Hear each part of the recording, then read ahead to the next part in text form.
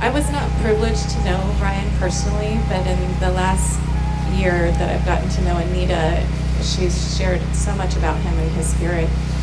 And we've shared her experience of Ryan's passing and closer to the end of his time here.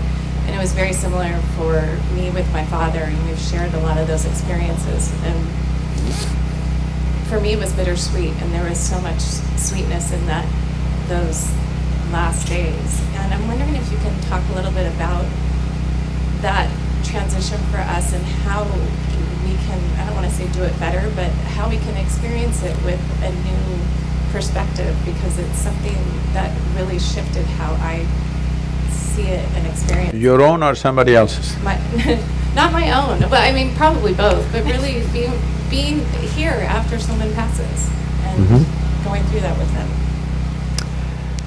I want you to listen to this carefully because this could be easily misunderstood. Because when someone loses someone who's dear to them, it's like a piece of their life has been taken away, and it goes through various processes of grief, loss, cherishing many things that they were, variety of things. Not all of it can be articulated. But at the same time, we are not the first people to be born on this planet, nor are we going to be the first to die on this planet.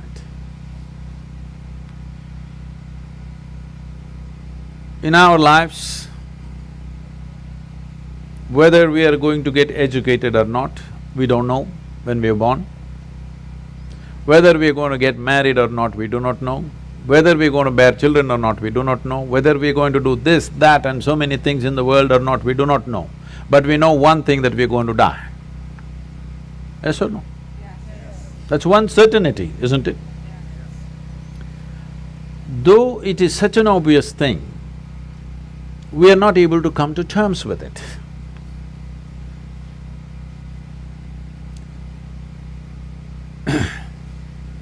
Somebody was asking me, Sadhguru, how do snakes die?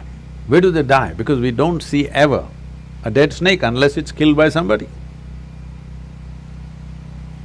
They're asking this question in a tropical country, and I think it's relevant in California also, where there are actually millions of snakes, but they're quiet lives, they don't show themselves too often unless you step into their terrain somewhere, and they don't show themselves, they're just there.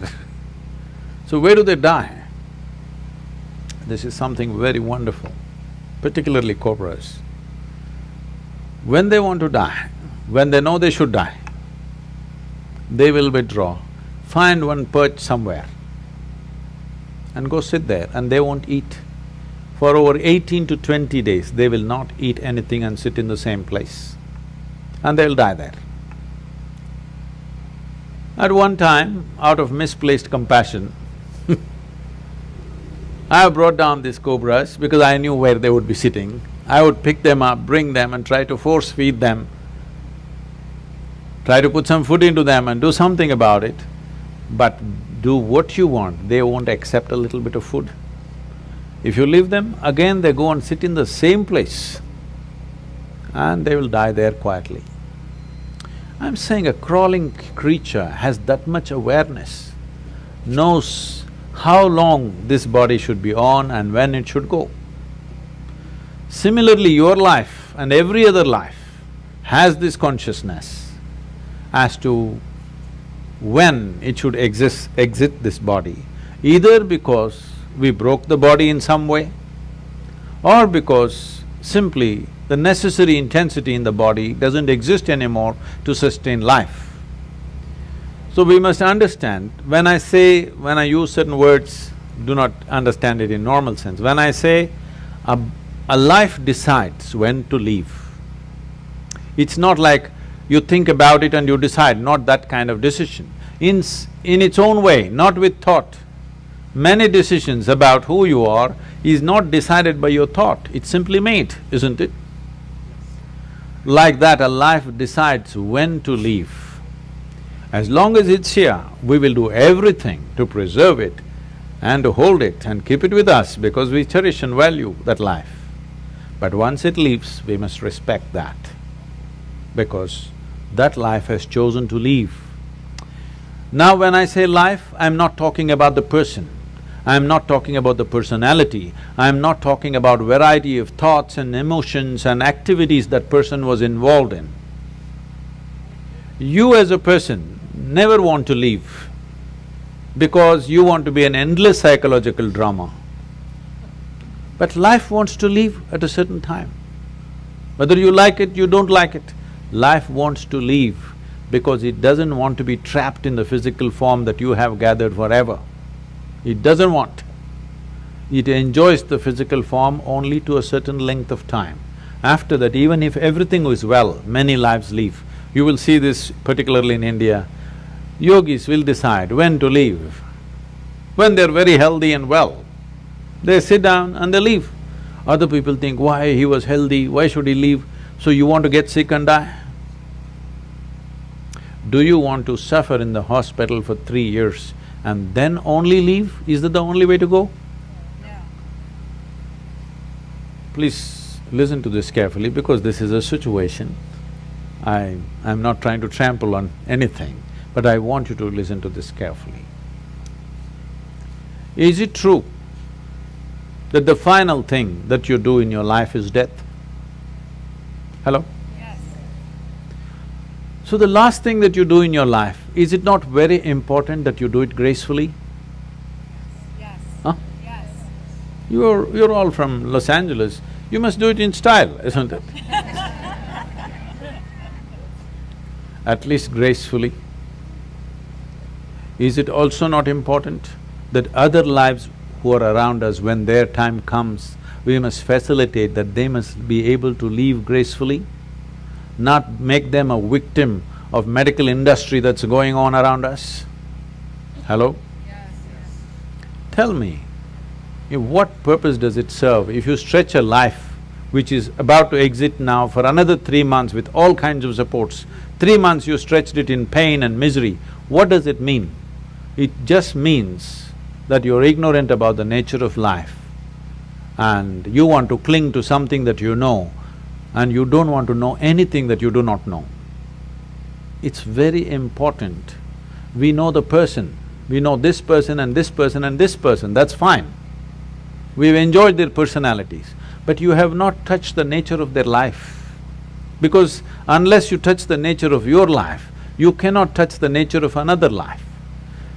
So the most important thing we need to do is, we don't have to talk about death, prepare for death, nothing is needed. What we need to do is, beyond this body, which we have gathered, which you agreed with me that you accumulated this, beyond this mind, which is also an accumulation of impressions and information, beyond your accumulations, if you sit here right now and experience the life that you are, you will have absolutely no issue with any aspect of life, which includes death. Death is not another thing. Death is an ongoing thing. Right now, all of us are dying slowly. One day it'll be complete. You think it's going to suddenly happen one day? It is already on, isn't it? Hello? Yes, yes. Is it not on? It is on in every one of us. Should we not conduct this process? See, you can call this right now, I can say I'm living. Another way of saying it is, I'm dying. I'm dying right now. We want to stretch it as much as we can, but to know this experientially, not trying to figure this intellectually is most important, because intellectually if you figure, you will always be one against the other, because this is the nature of intellect, that intellect cannot perceive anything without creating two. So you have created life and death. There's no such thing as life and death. Life and death is one package, isn't it? Hello? Yes. It's one package. As we are living, as we are also dying right now.